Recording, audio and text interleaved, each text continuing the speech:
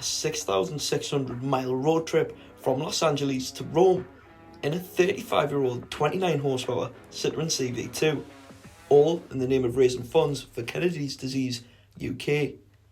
But what is Kennedy's disease? It's a rare inherited neuromuscular disorder which causes muscles to progressively waste and weaken, particularly in the arms and legs. The disease affects males with symptoms usually starting between 30 to 50. Charities like Kennedy's Disease UK are using fundraising events like the Great Road Trip to fund research as a cure is yet to be discovered. I had the pleasure of speaking with Kim Slowe from KD UK, who organised the Great Road Trip. It's a nasty disease, it's progressive, and at the moment there's no treatment or cure.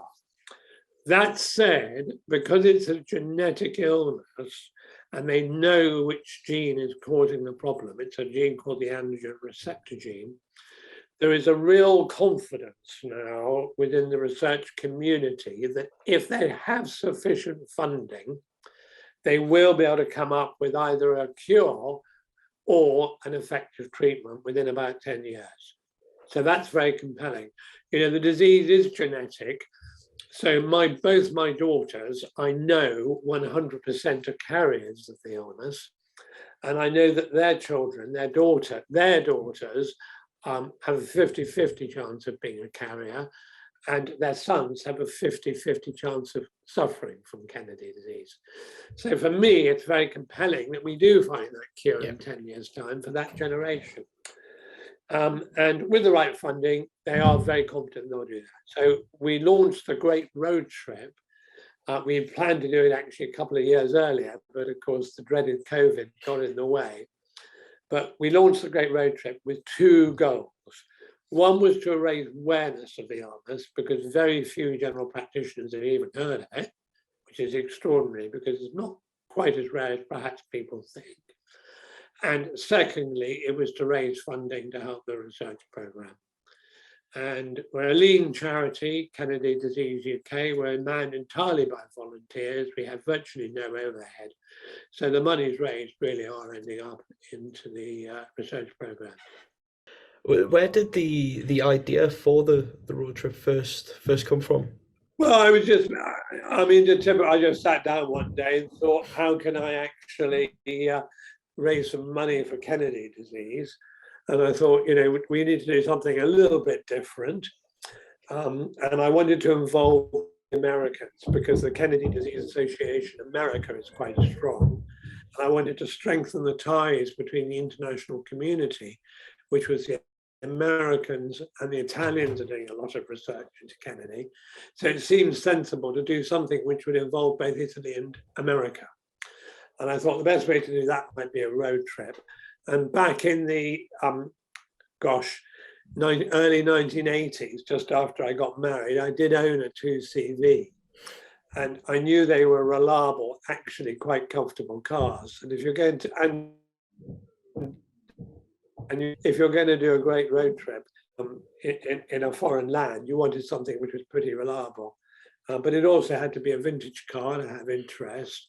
And I also thought that a 2CV would be quite appealing to the American audience because it's suitably quirky. And indeed it was. And it was a cause of much interest in America. And I think it proved to be a very good choice of car because it went 9,000 miles with one minor oil leak. You know, it really did perform very well.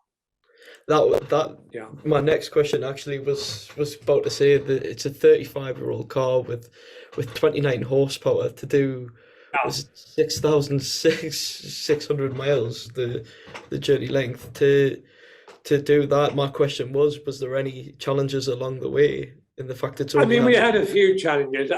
My driver across America was 20 stone, so that was quite a challenge in its own in a 29 horsepower. But he rose to the occasion brilliantly and drove the car over. The car got pulled up in California by a patrolman. That got, I'm not sure what they call them in America, trooper, I think, saying that it was illegal to drive such a car on American roads. And then ended up with a phone call to me on a Californian afternoon or late at night in the United Yeah. Kingdom, explaining to him why our car was entirely legal for what it was doing. And he eventually backed down and let the car carry on its way. We had a slight oil leak in Indianapolis, I think it was, and we changed an oil seal in Indianapolis. And my driver was a mechanic, so that was great. He managed to do that. We managed to buckle a wheel in Detroit because the roads in Detroit are awful. I mean, if you think potholes are bad in Britain, go up to Detroit and you'll find potholes to die for. And on the route down to Italy from UK, the car ran flawlessly. And that was including in heats of 40 degrees, 42 degrees down in Italy. So overall, the car performed exactly as we hoped it would. So I noticed on the website you were looking for people to help out with the road trip and get involved. Did you have many people getting involved and driving? We had lots of people getting involved, especially in America, where we had KD sufferers drive different parts of the trip. And for example, across California, we had a KD sufferer drive almost entirely all the Californian legs. And again, when the car was in the area of Indianapolis and then up in Canada, we took the car up to Canada as well on its route. So the answer is yes, we did have a lot of involvement, and we had about 7 or 8 events across America, in Milan and in Rome, which involved researchers as well. So we got a lot of the researchers and medics who are involved in trying to find a cure for disease illness, absolutely involved in the trip. And they participated extremely readily, very willingly. And I think we did a lot to increase the bond between the KD sufferer community and the research community. And that was fantastic. And the international organizations that help support sufferers of the illness. So it was a great team building, international team building exercise. The car had to be shipped from Southampton to LA for the road trip and then shipped back from Baltimore for the European leg. But there was some trouble getting the car back. There is always challenges in shipping cars, especially when they're 35 years old and don't meet the modern safety regulation. So the paperwork to get the car from the UK into America was mountainous, I think is probably the word. But anyway, we worked our way through that and we managed to find one company after an awful lot of research who would actually insure the car in America with UK drivers. But we did find a company, so we managed to insure it. So there was a lot of administration involved in getting the car into the States and getting it insured. We did have fun bringing it back from America. We put it on a ship in Baltimore, and it was due to arrive in Southampton a couple of weeks later, well in time for the European legs. Unfortunately, the ship got requisitioned by the US military, and it ended up going after they'd loaded our car, I might add. And once it's on, you can't get it off. And it ended up going to Gdynia in Poland. I suspect probably taking military supplies across for the events that are going on in Europe at the moment. So the car eventually arrived in Southampton about just over 3 weeks late. And it was only a day before it was due to leave for Europe. So we had a panic, pick it up in Southampton, rush it up to our mechanics, get it serviced, and then they went straight from the mechanics to the ferry to go off to Europe. But we made it.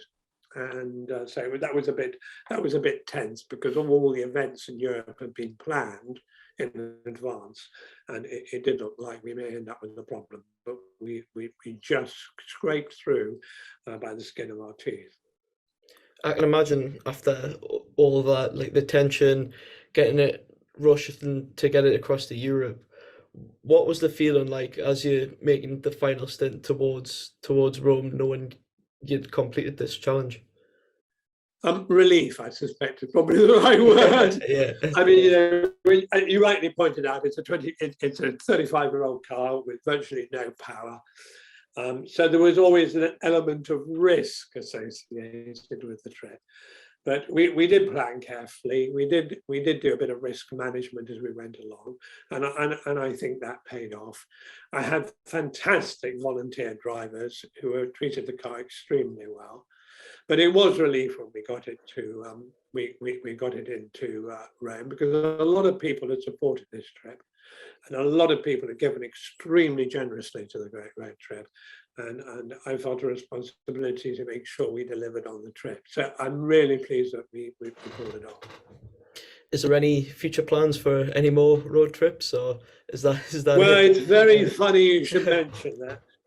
When I suggested to the my American colleague who works for the Kennedy Disease Association in America that maybe we should do something in a couple of years' time, he went visibly pale on the Zoom call. Is the truth be known. But I am thinking maybe the next trip will be a cycle trip, and maybe that'll be London to Warsaw or London to Rome, 1,000 miles on a cycle in teams, something like that. But I think we're looking at 2024 or 2025. Give this one a chance to settle down first.